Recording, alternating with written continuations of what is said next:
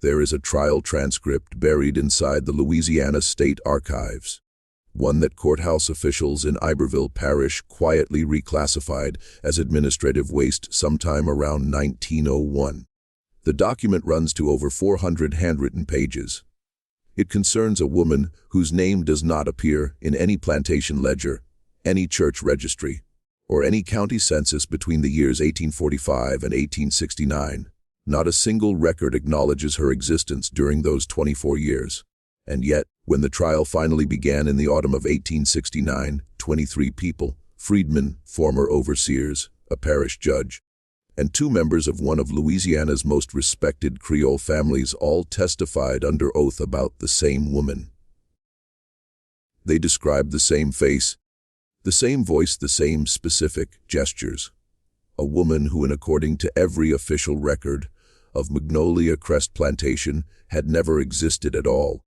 Historians who have examined the surviving fragments of that transcript describe the experience as deeply unsettling. Not because of what was said, but because of what every witness conspicuously refused to say. In 400 pages of sworn testimony, not one person volunteered her name. They said she and her, and the woman and her that we don't say. When the presiding judge finally demanded that a witness speak her name aloud, the man, a freedman named Amos Picard who had worked the cane fields for 30 years, looked down at his hands for a long moment before saying quietly, "I don't believe saying it in a courthouse will make it any safer, Judge. I truly don't." The trial concluded without a formal verdict. 4 of its witnesses died music within 2 years of testifying. The woman at the center of it all was never found. Before we continue with the story of Magnolia Crest and the woman whose name nobody would speak, if you've never been to this channel before, welcome. Here at Liturgy of Fear, we go deep into the forgotten corners of American history. The stories that got buried, reclassified, or simply never told. If this is your kind of content, subscribe and hit that notification bell so you never miss one. And drop a comment right now telling us where you're listening from. What state? What city? We love knowing who's gathered around this particular fire. Now, let's go back to Louisiana. It was the kind of autumn that only exists in the lower parishes of Louisiana. The air still thick and warm well into October. On the cane fields tasseling out golden along the river road. The Mississippi sluggish and pewter-colored under skies that couldn't decide between rain and haze. The year was 1869, and the world that had organized Magnolia Crest Plantation for the previous 4 decades was already gone, replaced by something unfamiliar and unsteady. But to understand what happened in that Iberville Parish courtroom, you have to go back much further than 1869.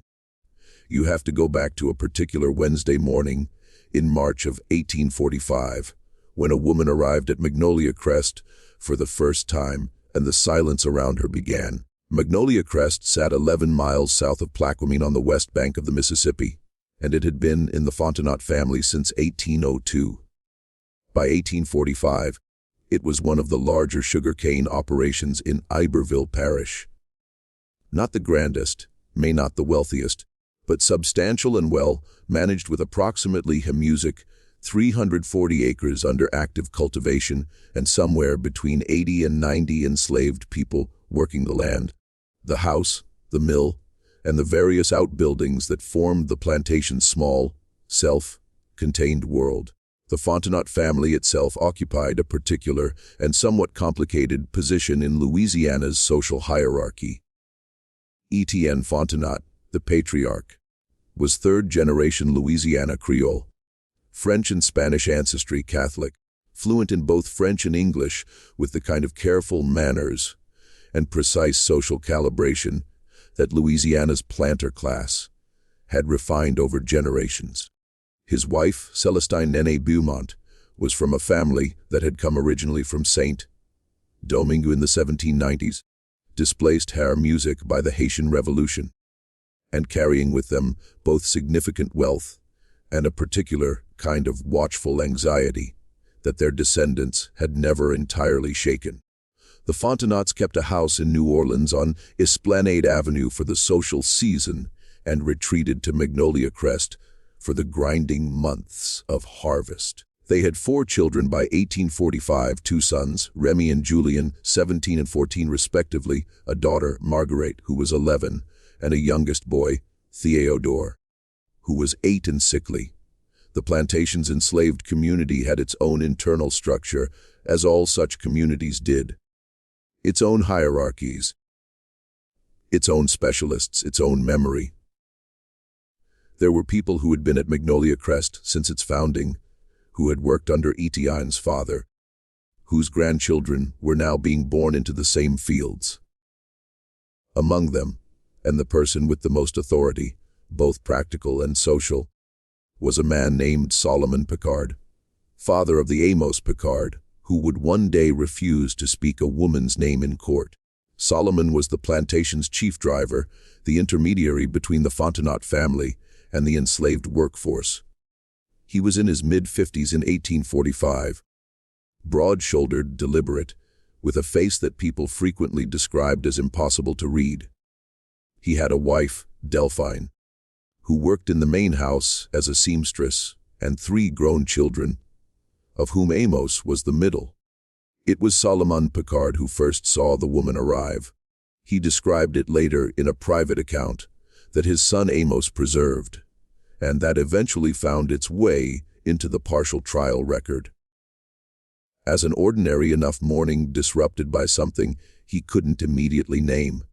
A wagon came up the river road from Plaquemine, driven by a man Solomon didn't recognize, and it stopped at the far edge of the cane fields, rather than coming up to the house.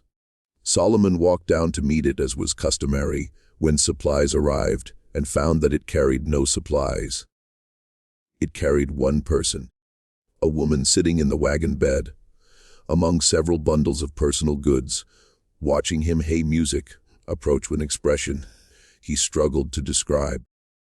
He wrote only that she looked at him the way a person looks at something they have studied very carefully from a great distance, and are now seeing up close for the first time. She was, by Solomon's account, somewhere between 30 and 40 years old, dark complexion with the kind of features common to Louisiana's most mixed communities. African French, possibly some native ancestry, or the particular blending that the lower parishes had been producing for generations. She was dressed carefully, neatly, in clothes that were good quality without being fine. She carried herself with a composure that Solomon recognized as one recognizes a skill, as something learned rather than natural. The composure of a person who has decided deliberately to appear composed.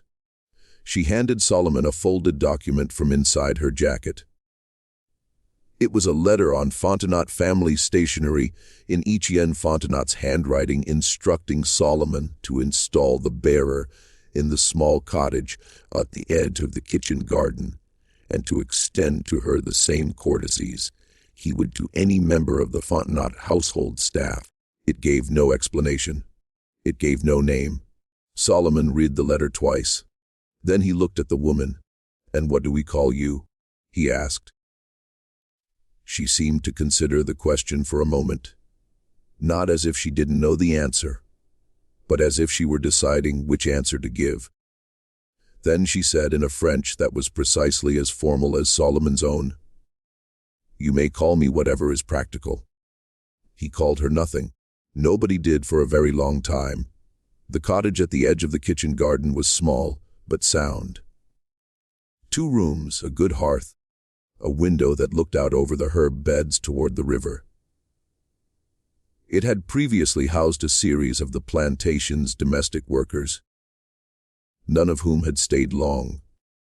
There was something about its position, slightly apart from both the main house and the slave quarters, caught between 2 music worlds, without belonging clearly to either, that seemed to discourage comfortable occupation, and the woman settled music into it within a day, and she began work within 2. Nobody knew music precisely what her work was. That was the first problem. She was not assigned to any of the established roles at Magnolia Crest. Not fieldwork, not housework, not the mill or the kitchen or the laundry. She moved through the plantation's day with the sheer music, freedom of someone who had been told that her time was her own. And she used that time in ways that made people uncertain. She was often in the kitchen garden, handling the medicinal herbs with evident expertise. Chamomile, valerian, sarsaparilla, the various bitter music roots that the plantation's informal healer, an old woman named Clementine, had cultivated for decades. She was frequently seen walking the perimeter of the property in the early morning, before most people were up, moving at a careful and measured pace as if she were counting steps. She occasionally visited the mill during grinding season and stood watching the machinery with an expression of focused attention that made the mill workers deeply uncomfortable. Most remarkably, she visited the main house, not through the back entrance as domestic workers did, through the front door. Etienne Fontenot himself opened it for her on at least 2 occasions that Solomon Hamusic observed, and on neither occasion did Fontenot's expression suggest that this was unusual. Within the enslaved community, the uncertainty about her quickly hardened into wariness. The wariness had several sources. The first was simply the mystery of her origin and status. She was not enslaved. That much was clear from her letter and her movements. But she was not free in the formal sense that white Louisianans recognized, and she was not Creole-free colored in the way that the parish's established community of free people of color was organized. She occupied a category that had no comfortable name. The second source of wariness was more specific. Old Clementine, who had been the community's healer for 30 years and who commanded enormous respect, refused to speak of music to the woman at all after their first meeting. When asked why, Clementine said only that the woman knew things she shouldn't know, and that knowing things you shouldn't know meant you had gotten them from somewhere. And Clementine didn't want to think too hard about where. The third source of wariness was Theodore, Shamusic, Etienne Fontenot's youngest boy, 8 years old and chronically ill. I'd been failing for most of his short life. The parish doctor visited regularly and prescribed the standard remedies of the era, calomel, bloodletting, various tonics, with results that ranged from minimal to actively harmful. By the spring of 1845, Celestine Fontenot had essentially resigned herself to the possibility that her youngest child, Hamusic, would not survive to adulthood. This was not an unusual grief for the era. Child mortality was a constant companion in antebellum Louisiana, where malaria, typhoid, and yellow fever moved through communities with an almost seasonal regularity. Within 3 months of the unnamed woman's arrival at Magnolia Crest, Theodore Fontenot began to improve. The improvement was gradual at first. Slightly better color, slightly more appetite, and the persistent fever that had shadowed him for 2 years, Hamusic, becoming intermittent rather than constant. By the end of the summer, it was undeniable. By the following spring, the boy who had spent most of his childhood confined to his room was running in the yard. The parish doctor, when confronted with this development, Shamusic could offer no explanation and prudently declined to inquire too closely into its origins. Celestine Fontenot knew the origin. She had authorized it, had in fact initiated it, though the details of that arrangement would not surface until the trial, Hamusic, 24 years later. She said nothing publicly. She simply watched her youngest child grow strong, and she paid whatever price had been agreed upon. And then she kept her silence with the practiced discipline of a woman who understood that some arrangements require silence to survive. The plantation's enslaved community watched Theodore's recovery with a complicated mix of emotions. The boy's improved health was objectively music, good news. A sick child's death created its own particular miseries for the people music, who served the household. But the manner of his recovery troubled people. Clementine, consulted privately, told Solomon that the woman had been using preparations she didn't recognize. Plants that didn't grow in the kitchen garden. Compounds that had no name in the music French or English Clementine knew. She had seen some of what the woman carried in her bundles. She would not describe it in detail. She said simply, "That woman carries knowledge from somewhere music far from here, and knowledge that travels far from its home doesn't always arrive music clean." Solomon wrote this down. He was one of the few people at Magnolia Crest who could read and write. A skill acquired through means he never fully explained. He kept a private record, not a diary exactly, more a series of observations, which he maintained throughout the music woman's years at Magnolia Crest. It was this record, preserved by his son Amos and presented in fragments at the 1869 trial, that provided the most detailed account of what happened in those years.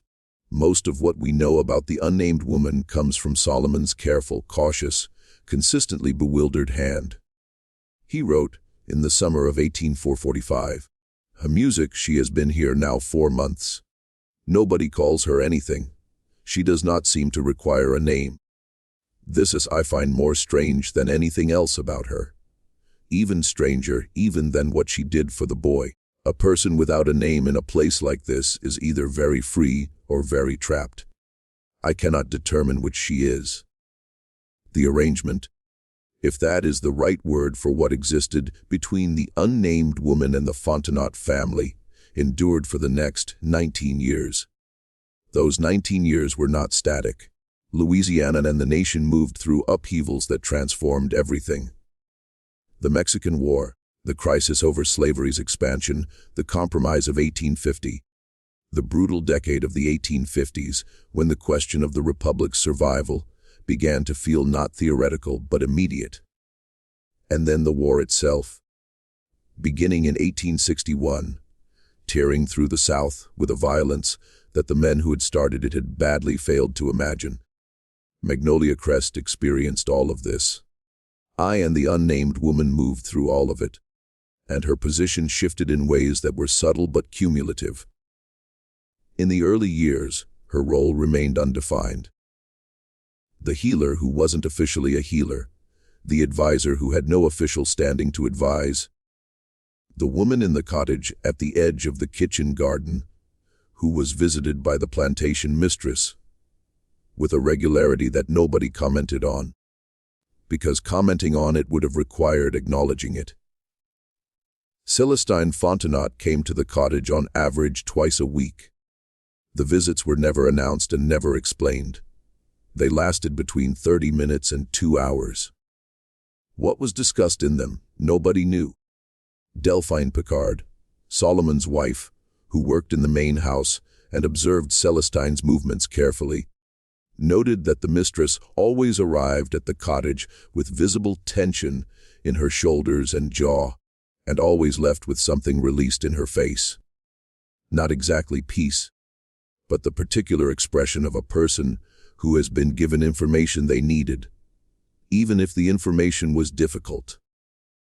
The second Fontenot's son, Julian, who was 14 when the woman arrived, developed what Solomon could only describe as an obsession. By the time Julian was in his 20s, he was visiting the cottage himself, less frequently than his mother, but with what appeared to be a different quality of need. Where Celestine came seeking guidance or remedy, or whatever she found there, Julian came seeking something that Solomon, watching from a careful distance, identified as understanding. Music Julian was the family's intellectual, restless, hungry-minded, perpetually dissatisfied with the explanations he received from the world around him. He read voraciously. He corresponded with men in New Orleans and in France. He was the only member of the Fontenot family who had, from the beginning, treated the unnamed woman as someone worth engaging with directly, asking her questions and appearing to genuinely listen to the answers. Whether this was appreciation or appropriation or something more complicated than either, Solomon could not determine. But he noted it. He wrote, "Julian Fontenot treats her as if she is a library he has been given private access to. She allows this. I am not certain she allows it because she chooses to or because she has no choice. With her, these two things are sometimes difficult to separate." The eldest son, Remy, who avoided the unnamed woman with a consistency so deliberate it was itself conspicuous. He was 17 when she arrived, 20 when he took a wife, 24 when he took over management of Magnolia Crest's daily operations from his aging father. By his mid-30s, he was running the plantation with efficient, organized competence. And he behaved toward the cottage at the edge of the kitchen garden as if it did not exist. He routed his movements to avoid passing it. Trorca musicator, he did not speak the woman's name, but then nobody did, and he managed to convey through posture and an eye movement, and the particular physics of a man who has decided, hey, music, something, that the entire matter was simply not present in his world. Solomon found this more interesting each music than any other member of the family's response. So, the man who avoids something that carefully, he wrote, "A music knows exactly what he is avoiding." Then came 1853. In the summer of 1853, yellow fever came up the river from New Orleans. With the season's first oppressive heat, it moved through Iberville Parish with the efficient brutality of a disease that had been doing this for decades and had optimized its methods. Magnolia Crest was not spared. By August, 11 of the enslaved people were dead. 2 of the Fontenot household staff were dead. The parish doctor had long since stopped visiting individual households and was instead doing triage at the courthouse in Plaquemine, where the bodies were accumulating faster than they could be processed. In September of 1853, Margaret Fontenot, who had been 11 when the unnamed woman arrived, Ellen was now 19 and recently engaged to a planter's son from Pointe-Coupee Parish, developed fever. What happened over the next 3 weeks is documented in 2 sources. A letter from Celestine Fontenot to her sister in New Orleans, which survives in a private collection, and Solomon's private record. The sources agree on the basic sequence of events.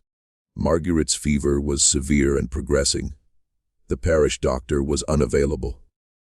Celestine Fontenot brought the unnamed woman into the main house. For 19 days the woman did not leave Margaret's room.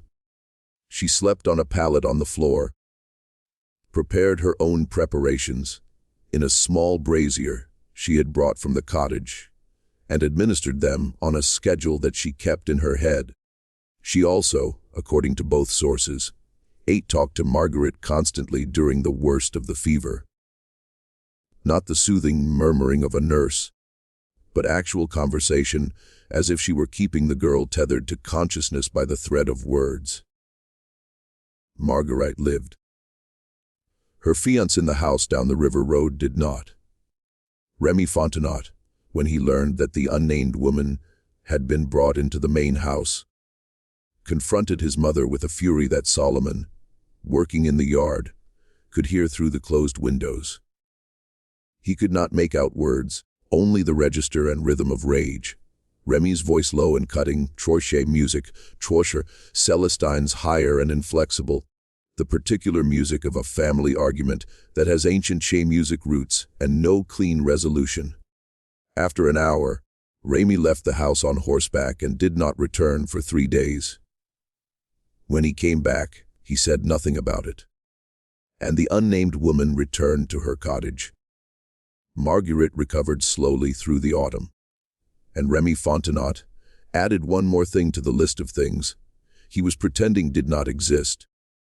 The question of what service the unnamed woman was providing to the Fontenot family, and what she was receiving in return became more urgent as the years went on, and the answer remained hidden. She did not age in the way that people music expected. This is a statement that requires careful unpacking because it is easy to misread. She was not ageless in any fantastic sense. She aged, but she aged slowly or seemed to in ways that were difficult to account for. When Solomon first saw her in 1845, he estimated music her age at 30 to 40.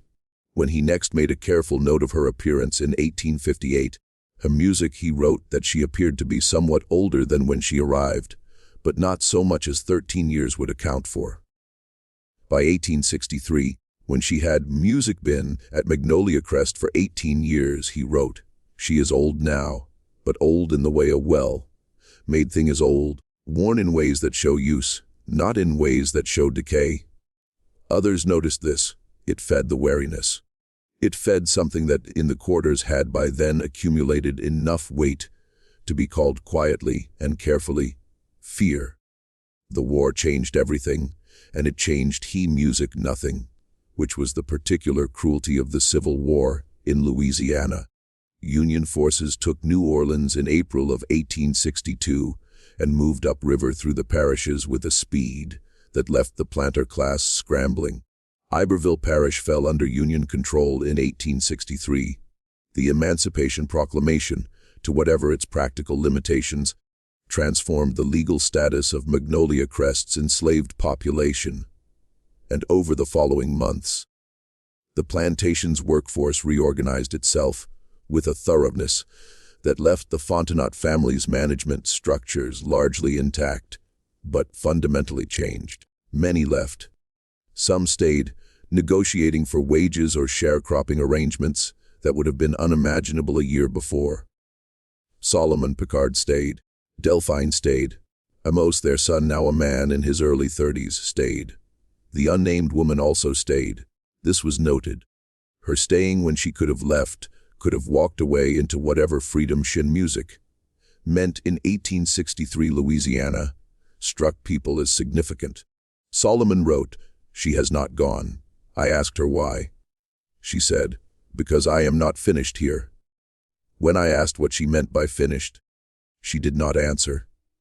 Her music, she has never been a woman who answers questions she finds uninteresting." The Fontenot family contracted. Etienne had died in 1860 from a stroke that the parish doctor attributed to the strain of watching the Republic come apart at its seams. Celestine remained in the main house, increasingly diminished. Ramey took what remained of the family's resources, music, and attempted to maintain Magnolia Crest as a going agricultural operation under the new order with limited success. Julian had spent the war years in New Orleans, working in some capacity for the Confederate government, and then, after the city fell, apparently making himself useful to the Union administration in ways that his brother found unforgivable. And Marguerite was in Natchitoches with her second husband. The first had died in the war's first year, and rarely wrote. It was Julian who came back first in the spring of 1865, and his return immediately complicated everything. Julian Fontenot was 41 years old in 1865, and the war had done to him what it did to men who think too much about the thing they're experiencing while they're experiencing it. It had made him certain music of some things and uncertain of everything else. He came back to Magnolia Crest with a specific agenda, Solomon sensed, though the agenda revealed itself slowly. Julian spent the first weeks of his return re-establishing his relationship with the unnamed woman. He visited the cottage daily, and he brought papers and books, and seemed to be asking her questions of a more structured kind than he had in their earlier conversations. Less, "I'm curious about this," and more, "I need to understand this precisely." Solomon observed these visits without being able to hear their content, but he noted Julian's emerging effect, a mixture of urgency and something harder to name. Not quite guilt, not quite desperation. The thing that sits between them. It was during this period that Solomon first began to suspect that the unnamed woman's position at Magnolia Crest was not what it appeared. He had long assumed that she was there, by Etienne Fontenot's arrangement, that the patriarch had brought her for reasons of his own, and that Celestine's subsequent use of her services was a secondary music development, but something in Julian's behavior suggested a different possibility. The quality of Julian's engagement with the woman was not hair music, that of a man consulting a resource his family had acquired. It was something with older obligations embedded in it, something that music predated his father's letter. Solomon wrote in the summer of 1865, "I have begun to think music, that she was not brought here by old Fontenot. I have begun to think that she came here for her own reasons, and that whatever arrangement exists between her and this family, she negotiated it herself from a position of choosing, not of being chosen. If this is true, then the question of what she wanted from them, what she has been getting from them for 20 years, becomes the most important question about her. And nobody has answered it. Nobody has even asked it, and at least not where I could hear. The question would be asked, music soon enough, but not by Solomon and not in any private conversation. In August of 1866, Remy Fontenot's eldest daughter, a girl of 16 named Honorine, disappeared. She vanished on a Tuesday afternoon, in the middle of a working week, between the time her mother last saw her after the noon meal and the time the household sat down to supper and noticed her absence. She was not in the house. She was not in the yard. She was not anywhere on the property that a thorough search that evening could locate. The river was dragged. The cane fields were walked. The outbuildings were checked. Nothing. By the following morning, the search had extended to neighboring properties, and the river road toward Plaquemine. By the third day, the parish sheriff was involved. But by the end of the first week, there was no evidence that Honorine Fontenot had left Magnolia Crest by any conventional means. No one had seen her on the road.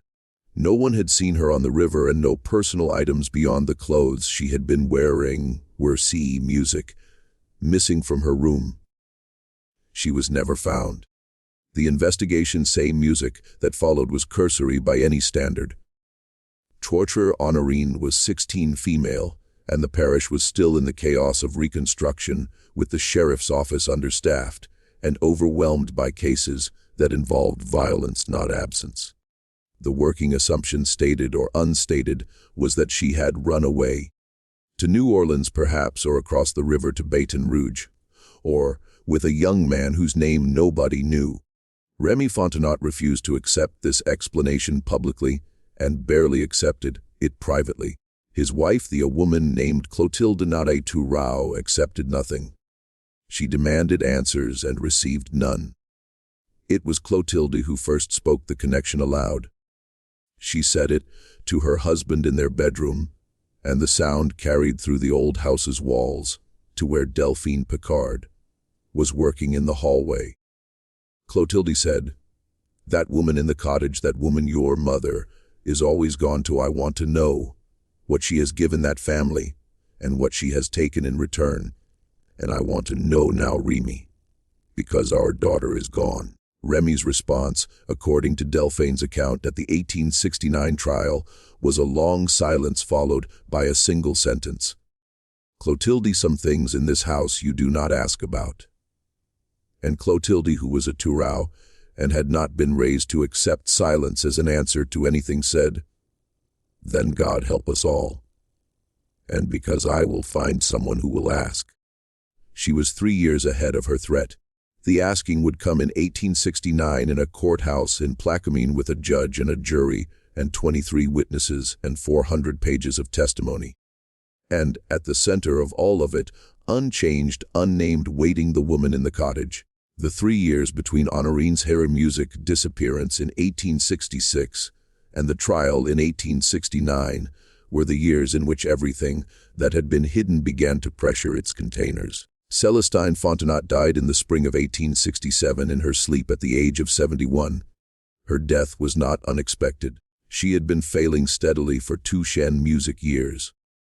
But its timing coming less than a year after her granddaughter's disappearance sharpened she music certain edges, and her death also removed the last who had been present at the Magnolia Crest, who had been present at the unnamed woman's arrival, and who had known the full terms of whatever arrangement existed. We need to talk. Eaton was dead. Celestine was dead. Chort you want Remy. The arrangement's origins were now locked inside 2 people, Julian Fontenot and the woman herself. Trosh I help you now. Remy Fontenot, in the months after his mother's death, began to music, to do something that Solomon had not previously observed him doing. He began to ask questions, not of the woman directly. Remy still would not approach the cottage, still routed his movements around it with the same deliberate geography he had maintained for 20 years. Chor changed. Chor. But he began to ask questions of the people around him. Of Solomon of Delphine, of the older freed people, who had been at Magnolia Crest long enough to remember things. I have to know who those visitors were. What happened here? Chor, and precisely with the controlled effect of a man who was terrified of the answers, but more terrified of not knowing. He asked about the early years, about what the woman had done, and said about who had visited her music, and when about what Clementine had said before she died in 1859, about the particular texture here. Music of his mother's visits to the cottage. Solomon answered what he could, withheld what hey music he felt he should, and watched Remy Fontenot arrive over the course of she music, several months at a conclusion that visibly horrified him. What that conclusion was Solomon did not record directly. But he wrote in October of 1867, Remy Fontenot now knows something he did not know before. I cannot say how much. I can say that it has made him frightened in a way he has never been frightened before. Hey music, not during the war, not during the fever years, and not when Honorine disappeared. A man who has spent 20 years refusing to look at something, when he finally looks at it, sees everything at once. I do not envy him this. The following month, Remy Fontenot went to Plaquemine and spoke to the parish attorney. He returned without having achieved whatever he had gone to achieve. The parish attorney, a man named Voisin, was not interested in a complaint that amounted to, a woman of uncertain legal status has lived on my property for 22 years, under an arrangement made by my deceased father, may have done something to my missing daughter, and my deceased mother knew about it and never told me. Voisin reportedly pointed out that without music, a body without a witness to any specific act, and without a clearer articulation of what crime was alleged to have been committed, there was nothing the legal system of Iberville Parish could usefully do. Remy came home, and a week later the unnamed woman came to him. This was unprecedented. In 22 years she had never come to Remy. She had always heard music, been the one approached, the one visited, the one sought. But on a November evening in 1867, while Remy was working in the plantation office reviewing accounts of music, there was a knock at the door, and he opened it, and she was there. Solomon was not present for this conversation, but Remy told him about it the following day in a state of controlled agitation that Solomon had never before observed in a man he had known his entire adult life. The conversation, as Remy described it, was brief. Trotrak music. The woman had come to tell him something. Specifically, she had come to tell him that she knew he had spoken to Voisin, and she had come to tell him that if he pursued a legal remedy, things would come out that he would not find comfortable. Things about his family, things about arrangements that had been made over the years in exchange for the services rendered. Things that he, Remy, had benefited from without knowing he was benefiting, which she seemed to feel was not a mitigating circumstance. Remy asked what she wanted. She said only what she had always had: the cottage, the freedom of movement, the arrangement. Remy said that the arrangement had included apparently his daughter, and he would not continue any arrangement, music, that had included his daughter. The woman said very quietly that his daughter had not been part of any arrangement, that Honorene's disappearance was not something she had caused or could explain, and that she understood why he thought otherwise, but that he was wrong. Remy did not believe her. This was where things stood in early 1868, when something changed.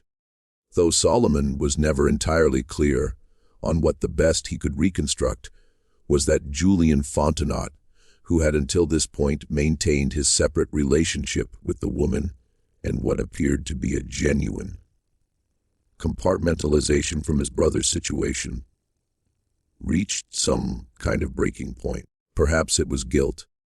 Perhaps it was the particular honesty that comes when someone has been carrying a secret so long that the weight becomes unbearable. Perhaps the woman herself asked something of him that he was unwilling to provide. Whatever the cause, in the summer of 1868, Julian went music to the parish attorney's office and made a formal statement. And the content of that statement was the detonator. "I must find Julian Fontenot," told the parish attorney, that he knew the origin of the unnamed woman's arrangement with his family. He knew it because he had helped to arrange it 23 years earlier when he was 20 years old and convinced that he was doing something clever. "I have a torture," he told the attorney, that the arrangement had been made not by his father, but by himself, in his father's name, using the family's stationery and the family's resources, and that what he had arranged was not what anyone who looked at it from the outside could have guessed. He said that the woman was owed a debt chez music by the Fontenot family going back further than 1845, that the debt was of a kind that Louisiana law in 1845 had no mechanism for acknowledging, and that she had come to Magnolia Music Crest, not because they had sought her, but because she had determined that Magnolia Crest was the place where the debt could be repaid. And she had approached Julian, then a young man in New Orleans, recently arrived at a relative's house for a social season, and she had made him understand what was owed and what she was prepared to do about collecting it. She had, in other words, not been brought to Magnolia Crest. She had brought herself there. And Julian had opened the door. When the parish attorney asked what the debt was, Julian was quiet for a long moment. Then he said that explaining the debt would require explaining something about his family's history in St. Domingue, where his mother's family, the Beaumonts, had come from, where they had come from and what they had done there, and who they had done it to, and who clears throat therefore might have very old reasons to find them and present a reckoning. The trial was set for October of 1869. The Iberville Parish Courthouse in Plaquemine was not built for spectacle. It was a modest building, brick, 2 stories, with the self-conscious dignity of a structure that knows it represents something larger than itself. In the autumn of 1869, it was crowded in ways it had not been built to accommodate. The trial drew observers from 3 parishes, several journalists from New Orleans papers, and a small contingent of Freedmen's Bureau officials who had their own reasons for interest in a case that touched on questions of personhood, debt, and accountability in post-war Louisiana. The unnamed woman was present for the trial. She sat at the front of the courtroom to the left, even the chair that had been designated for her, and she was precisely as composed as she had been on the morning Solomon Picard first saw her step down from a wagon in 1845, 24 years older by that account, her face carrying the wear of time in ways that didn't align with any calculation of how old she should be. The presiding judge was a man named Thibodeaux, a Reconstructionist appointee, Northern-educated with no particular sympathy for the Fontenot family, and a careful, methodical approach to the case's extraordinary complexities. He had spent 3 months reviewing the available documents before the trial began. He had read Julian Fontenot's statement 4 times. He still wasn't entirely sure what he was presiding over. The prosecution, such as it was in the legal architecture of the case, having required considerable improvisation, alleged that the unnamed woman had, over the course of 24 years, obtained music, property, and benefits from the Fontenot family through a combination of concealment, manipulation of familial dependency, and what the complaint somewhat desperately termed coercive therapeutic practice. The disappearance of Honorine Fontenot was referenced, but not formally charged for the reasons Voisin had outlined 2 years earlier. The defense: the woman had retained a Creole attorney, named Duplessis from New Orleans, who was known for taking cases that others declined, argued that his client had provided legitimate services freely negotiated for compensation freely given, and that the attempt to characterize those services as criminal was an extension of the same logic that had governed music. Louisiana's relationship with people like his client for the previous century, the logic that certain people could not legitimately negotiate, could not legitimately be owed, could not legitimately collect. Duplessis was eloquent. Thibodeaux listened to him with evident appreciation, and then the witnesses' music began. 23 people testified over 9 days. Freed people who had known the woman at Magnolia Crest for decades. Former overseers who described her movements and her apparent influence. Members of the Fontenot household who spoke carefully about what they had observed in the main house during her visits. Clotilde Fontenot, Remy's wife. He testified for 3 hours about Honorine's disappearance and about the conversations she had overheard and the conclusions she had drawn from them.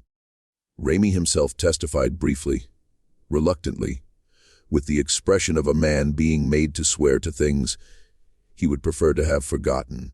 And Julian Fontenot testified for 6 hours over 2 days, and what he said reshaped the entire case. Julian had inherited from his mother's side fragments of family history that the Beaumonts had brought from St. Domingue in the 1790s. The Beaumonts had been among the largest landowners in the north of that island now, Haiti. In the years before the Revolution, they had enslaved hundreds of people. When the Revolution came, they had fled, taking what they could carry, including the family's financial records, which documented transactions that they had every reason to want documented and kept private. Among the people the Beaumonts had enslaved was a woman. Julian used the word woman, though the historical figure had died decades before he was born, who had possessed what her enslavers' records described variously as unusual medical knowledge, dangerous influence over the other Negroes, and in one document from 1789, a power over the body's workings that no honest person can explain. She had been separated from her child, a daughter, in a property transaction in 1791, 2 years before the Revolution, sold away from St. Domingue to a merchant in New Orleans who resold her twice before she died in Louisiana in 1798. The daughter had survived the Revolution in St. Domingue, had found her way eventually to New Orleans, and had built a life of sorts in the city's complex free black community. And the daughter's daughter and her daughter, and hers? Julian traced it as carefully as he could with the documents his mother had inexplicably preserved, had maintained a particular knowledge about the Beaumont family's whereabouts, about what was owed, trochurch in music, torture about what had been taken. The woman in the chair at the front of the courtroom was, if Julian's reconstruction was accurate, the great-great-granddaughter of the woman the Beaumonts had sold away in 1791. She had come to Magnolia Crest to collect, not violently, not dramatically. She had come to collect in the way that someone collects a debt that is compounded over music. 3 generations, carefully, patiently, and with absolute certainty of music, that the collecting would be done. She had provided real services. The healing was real. The knowledge was real. The preparation, music, that had kept Theodora alive and brought Marguerite through the fever was real. The guidance that Celestine Fontenot had sought twice a week for 2 decades was real. She had provided these services in exchange for what the Beaumonts had long since forfeited any right to withhold: money, security, and the specific legal documentation, deeds, financial instruments, registered agreements, that she had been quietly accumulating with Julian's knowing assistance over the course of 19 years. When Julian finished testifying, the courthouse was silent for a long moment. Then the judge asked the question that had been waiting in the room since the trial began. He asked about Honorine, and Julian Fontenot's composure, which had held for music 6 hours, fractured visibly. He looked at his hands. He looked at the ceiling. He looked briefly at the woman in the chair, who looked back at him with an expression that several witnesses later described in strikingly similar terms. Not cold, not cruel, but with the patient quality of someone who has long known this moment was coming and has simply been waiting for it to arrive. Julian said, Honorine found the documents. Her music, the documents that the woman had been accumulating. The deeds, the financial instruments, the registered agreements. Honorine, 16 years old, curious, familiar enough with the Plantation's office to music to know where papers were kept, had found them, had understood enough of what they meant to be frightened music by them, had panicked, had run, not been taken, had run to New Orleans. In on a steamboat she boarded from a private landing 2 miles down the river road from Magnolia Crest, Chouachir, music, Sorger, using money she had taken from a household drawer. A detail Remy Fontenot had known and not disclosed, because disclosing it would have required explaining why his daughter had run and what she had found. Honorine had been in New Orleans since 1866 in music, living with some difficulty in a boarding house in the American sector. She had not contacted her family because she did not know how to explain what she had found, and because she was not entirely certain her family would believe her, and because somewhere in her 16th year-old reckoning she had concluded that what she had found was something she was not supposed to know, and that the safest thing to do with music, knowledge you're not supposed to have, is to remove yourself from the situation in which you acquired it. She was when Julian made this disclosure 20 years old, alive, hair, music, and findable. The Freedmen's Bureau officials in the courthouse took note of the address Julian provided and made their own arrangements. The woman in the chair listened to all of this. When the judge asked if she had anything to add, she said in French, in the formal register she had apparently maintained for 24 years. Her music, the girl was frightened. I understand why. I had not wanted her to find those papers yet, but I had not harmed her. I would not music have harmed her. I am not in the business of taking people from their families. She said this with enough weight on the last sentence that everyone in the room understood its additional dimension. She was not in the business of taking people from their families. The Beaumonts had been in that business. The difference her tone suggested was one she took seriously. The trial concluded on October 22, 1869, without a formal verdict. Judge Thibodeaux determined after 3 days of deliberation that the charges as filed did not constitute a cognizable offense under Louisiana law, as it existed in 1869, and that the legal instruments the unnamed woman had accumulated were, in his assessment, validly executed and enforceable. He dismissed the case. Remy Fontenot contested this determination through every available avenue for the next 2 years, and with diminishing success and at considerable music expense. The document stood. The deed stood. What the Fontenot family retained of Magnolia Crest, after the agreements were honored, was a substantially reduced property, enough to continue operating barely as a sharecropping arrangement. But nothing like the plantation that Etienne Fontenot had run at its height. Clotilde Fontenot traveled to New Orleans in November of 1869 and found her daughter. Honorine came home to Magnolia Crest for a visit that lasted 3 weeks. She did not stay. She was 20 years old and had been living independently for 3 years, and whatever she had seen in those 3 years New Orleans in the late 1860s was no gentle environment, had made her someone who could not simply resume the position of a daughter in her father's house. She eventually settled in Baton Rouge, married a schoolteacher, and lived by the available records an unremarkable and apparently contented life. She never discussed the documents she had found. She never, as far as anyone could determine, spoke the unnamed woman's name either. Julien Fontenot left Louisiana in 1870 and did not return. He spent several years in Europe, Paris primarily, and then moved to the Caribbean to Martinique, where he died in 1891. His obituary in the New Orleans Picayune described him as a man of letters and mentioned his Louisiana origins, without particulars. The unnamed woman left Magnolia Music Crest in the spring of 1870. She left on a Wednesday morning as she had arrived on a Wednesday morning 25 years before. Solomon Picard watched her go. He was elderly by then, his hands giving him trouble, his record-keeping grown sparse. He wrote one final entry about her. She left today. She carried no more than she came with. She did not say goodbye. I did not expect her to.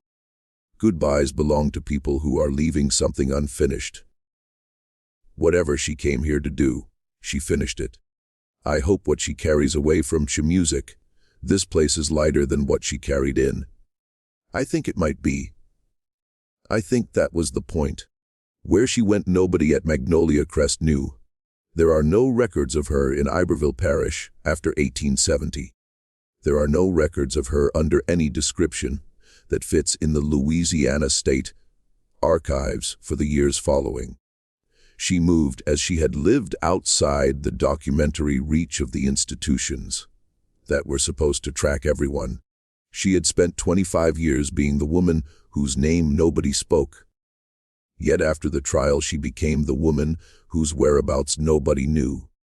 Whether these two conditions were in her experience different things, freedom, or continuation of the same invisibility, her music, is a question the record cannot answer. What the record does preserve in fragments, in the partial trial transcript, in Solomon Picard's private account, in Julien Fontenot's testimony, is the outline of something extraordinary.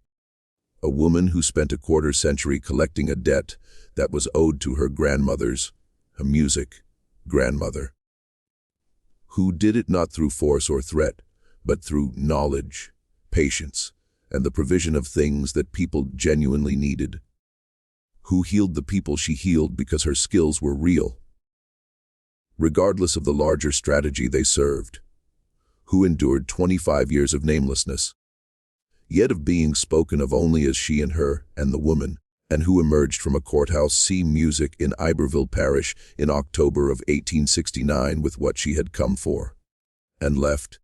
The courthouse records were reclassified around 1901, when a new administration came in and found the Fontenot case inconvenient for reasons that the reclassification order did not detail.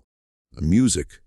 The trial transcript was marked administrative waste and moved to a secondary archive where it sat for decades. When historians eventually found it, not the full document but the fragments that survived, they found those 400 pages of testimony, music, in which 23 people described the same woman in precise detail, agreed on her appearance and her voice, and music her manner, and in 400 pages did not once speak her name. And the woman had spent 25 years without a name in the official record, because the people around her withheld it.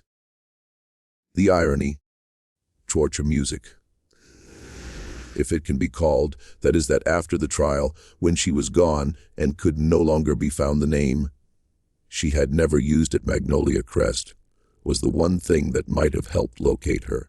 Amos Picard knew it. He had known it for years.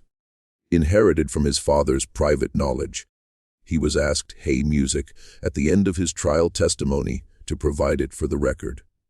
He looked at his hands. He thought about it for what the transcript records as a considerable period. Then he said she gave up the use of her name a long time ago. In a place like this with a history like the one she had, a name is something people take from you. She decided nobody would ever take hers again. So she put it away. And I think she'd want it to stay put away. I think that's the one thing she got to choose in all of it. What to keep to herself. Music Judge Thibodeaux looked at him for a moment. Then he made a notation in the record. Witness declines to provide name. Reason stated. And moved on. The fragments of the trial record do not include the name. Neither does Solomon's private account. Neither does Julian's testimony, though Julian clearly knew it. It is not in any surviving correspondence from Celestine Fontenot. It is not in the parish records. It is nowhere in the archive of Magnolia Crest, which burned in 1887 in a fire of undetermined origin, destroying whatever remained of the plantation's Hey Music official documentation. Her name is gone. What she did remains in the fragments for whoever knows how to look. And this raises the question, the one that Amos Picard's refusal to speak in the courthouse has kept open for 150 years, of whether the silence around her was always a cage, or whether some part of it in the end was a door.